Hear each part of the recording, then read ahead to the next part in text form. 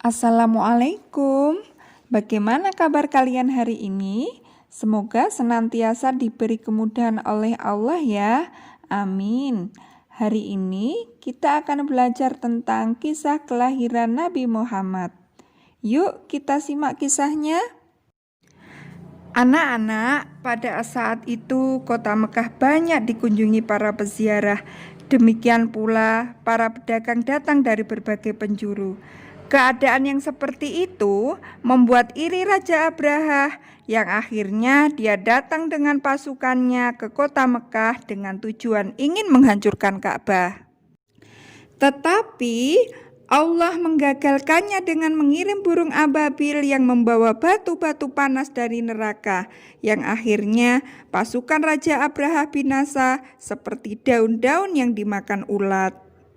Pada saat itu pula Nabi Muhammad lahir, yaitu pada hari Senin tanggal 12 Rabiul Awal atau bertepatan dengan tanggal 20 April tahun 571 Masehi. Ibunya bernama Bunda Aminah dan ayahnya bernama Abdullah. Saat Nabi Muhammad lahir ditandai dengan kejadian yang luar biasa, yaitu 10 balkon istana Kisrah runtuh dan padamnya api-api yang disembah oleh orang-orang Majusi.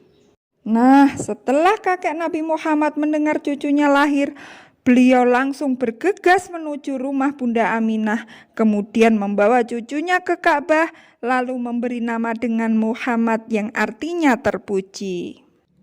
Anak-anakku, sesuai tradisi orang-orang Mekah pada saat itu, jika mempunyai anak, lalu dicarikan orang yang dapat menyusui dan mengasuhnya dari daerah pedalaman.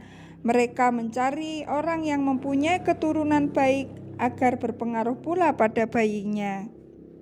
Lalu datanglah Halimatus Sa'diyah kepada Bunda Aminah untuk menawarkan diri merawat dan menyusui Nabi Muhammad. Atas persetujuan keluarga, Muhammad kecil dibawa ke rumah Halimah dan kehadiran Nabi Muhammad di tengah-tengah keluarga Halimah membawa banyak keberkahan. 2 tahun berlalu sudah, saatnya Nabi Muhammad dikembalikan kepada ibunya. Tetapi Halimatus Sa'diyah meminta kepada Bunda Khadijah untuk merawat Nabi Muhammad lebih lama lagi. Kemudian Muhammad kecil kembali ke tengah-tengah Bani Sa'ad. Ia tumbuh menjadi anak yang memiliki banyak teman karena kemuliaan akhlaknya. Hingga akhirnya terjadi peristiwa besar, yaitu pembelahan dada beliau oleh malaikat Jibril dengan tujuan untuk menyucikan hatinya. Karena khawatir, Halimatus Sa'diyah mengembalikan beliau kepada ibundanya. Pada usia 6 tahun, Muhammad kecil diajak ibunya untuk berziarah ke makam ayahnya. Saat perjalanan pulang di desa Abwa, Bunda Aminah jatuh sakit dan akhirnya meninggal dunia. Kemudian Muhammad kecil diasuh oleh kakeknya hingga usia 8 tahun. Setelah kakeknya meninggal, beliau diasuh oleh pamannya yang bernama Abu Thalib. Sejak kecil, Nabi Muhammad sudah terbiasa hidup mandiri. Dia terbiasa membantu pamannya mengembala kambing. Nah, saat usia 12 tahun, Nabi Muhammad mengikuti pamannya berdagang ke Syam.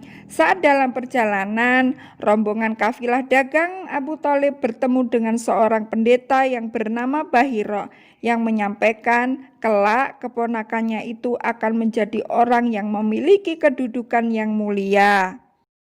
Begitulah pendeta Bahira menyampaikan kepada Abu Thalib perihal kenabian Nabi Muhammad. Ia berpesan agar menjaga baik-baik keponakannya itu karena suatu saat nanti akan mengalami gangguan dan cobaan. Tepat di usia 25 tahun, Nabi Muhammad menikah dengan Khadijah dan dikaruniai 7 anak, yaitu Qasim, Abdullah, Ibrahim, Zainab, Ruqayyah, Ummu Kulsum, dan Fatimah. Namun kedua putranya itu meninggal semenjak mereka kecil. Demikianlah sepenggal kisah dari kisah Nabi Muhammad. Anak-anak sekalian, Dari kisah Rasulullah tadi, bagian mana yang menurutmu berkesan? Tuliskan di buku tugasmu ya.